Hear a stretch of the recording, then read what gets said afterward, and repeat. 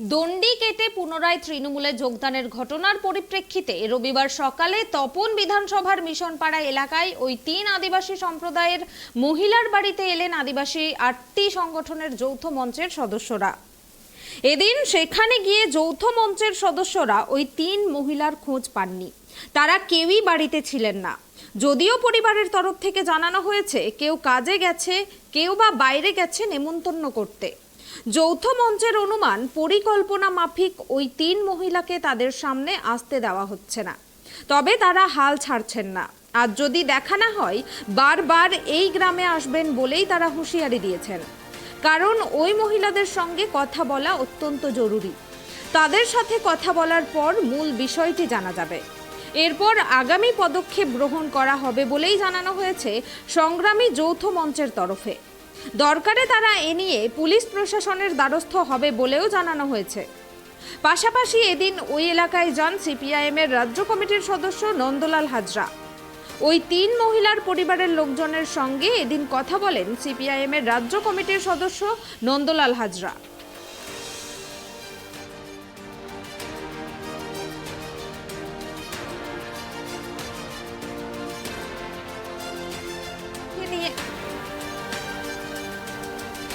আপনাদেরকে আরও একবার জানিয়ে রাখি যে ঘটনা নিয়ে এই মুহূর্তে রাজনৈতিক তরজা শুরু হয়েছে গোটা রাজ্য জুড়ে, যে আদিবাসী 3 জন মহিলা, তপন বিধানসভার 3 জন আদিবাসী মহিলা টিএমসিতে ছিলেন এবং তারা বিজেপিতে যোগ দেন এবং একদিনের মধ্যেই তারা টিএমসিতে ফিরে আসেন এবং টিএমসিতে জয়েন করবার জন্য তাদেরকে 1 কিলোমিটার রাস্তা দণ্ডি কেটে টিএমসিতে জয়েন করানো হয়। আর এই ঘটনাকে কেন্দ্র করেই ওই এলাকায় চাঞ্চল্য ছড়িয়েছে এবং কালকেও এই ঘটনা নিয়ে বিজেপি বিক্ষোভ দেখিয়েছিল এবং আজকেও আদিবাসী সংগঠনের সদস্যরা ওই মহিলাদের সঙ্গে কথা বলার জন্য তারা তাদের বাড়িতে যান এবং সেখানে তাদের দেখা পাননি।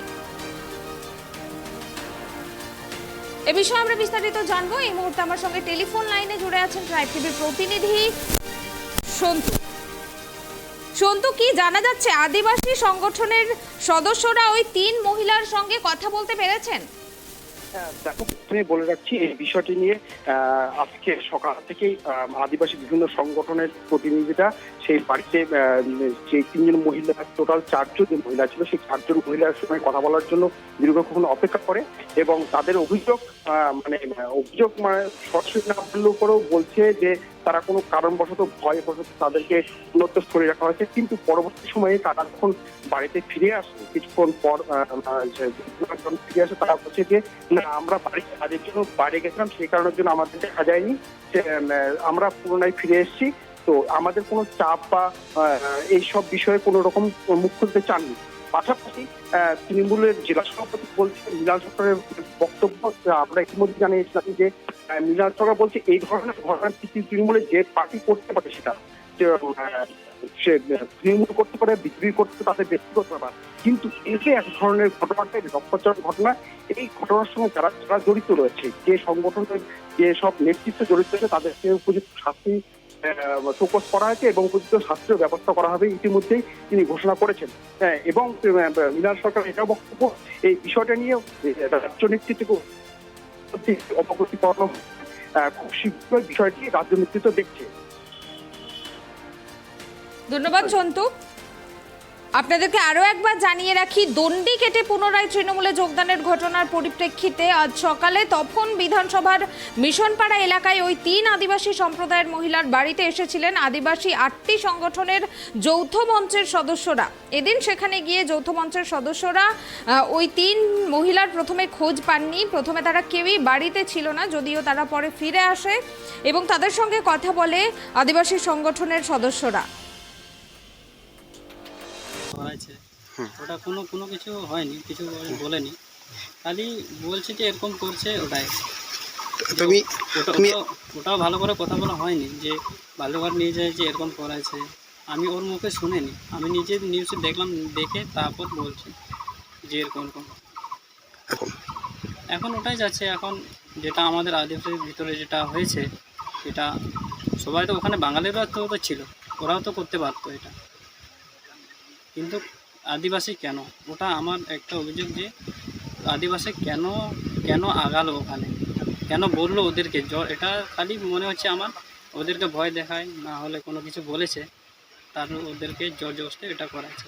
এখানে এসে আমরা জানতে পারলাম যে আমাদের এখানকার 3-4 জন আদিবাসী মহিলাদেরকে নিয়ে একটা দল থেকে আরেকটা দলে নিয়ে যাওয়া হয়েছে।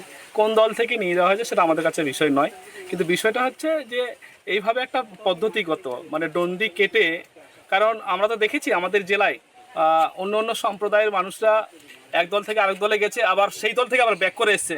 তারা আজকে বড় বড় জায়গাও আছে অনেক, তাদেরকে আমরা দেখি পুষ্পস্তবক দিয়ে বরণ করে নেওয়া হয়, তাদেরকে ওয়েলকাম করে বরণ করে নেওয়া হয়, কিন্তু আদিবাসী মহিলাদের ক্ষেত্রে এটা ব্যতিক্রম। তার মানে আমরা বুঝতে পারছি যে আদিবাসীরা মানুষ নয়, আদিবাসীদেরকে কেবল একটা আদিবাসী মানে একটা ভোট, আমরা এটাই বুঝতে পারছি, আমাদের মানে ধারণা এইটাই। আমি বিশেষভাবে জানলাম যে গত শনিবার বালুরঘাট কোর্ট চত্বর থেকে টিএমসি পার্টি অফিস পর্যন্ত যে জনবহুল রাস্তা রোড, সেইখানে দণ্ডি কেটে একবার শুয়ে একবার দাঁড়ায় একবার শুয়ে এই করে এই গোপানগর এলাকার 4 জন আদিবাসী মহিলাকে সেখানে টিএমসি পার্টিতে আবার জয়েন করা হয়েছে। এবং এটাও শুনলাম যে তারা হচ্ছে আগের দিন নাকি বিজেপিতে জয়েন করেছিল, তো তারপরে ব্যাক করেছে আবার হচ্ছে টিএমসিতে, এবং সেখানে হচ্ছে টিএমসি পার্টির নেতৃত্ব লিডারশিপের উপস্থিতিতে ওইভাবে দণ্ডি কেটে টিএমসি পার্টি ওই পর্যন্ত গিয়ে তাদেরকে আবার টিএমসি পার্টিতে যোগদান করায়। 3জনকে। এইটা আমাদের পার্টি সিপিএম পার্টির পক্ষ থেকে এইটা আমরা মনে করি মধ্যযুগীয় বর্বরতা।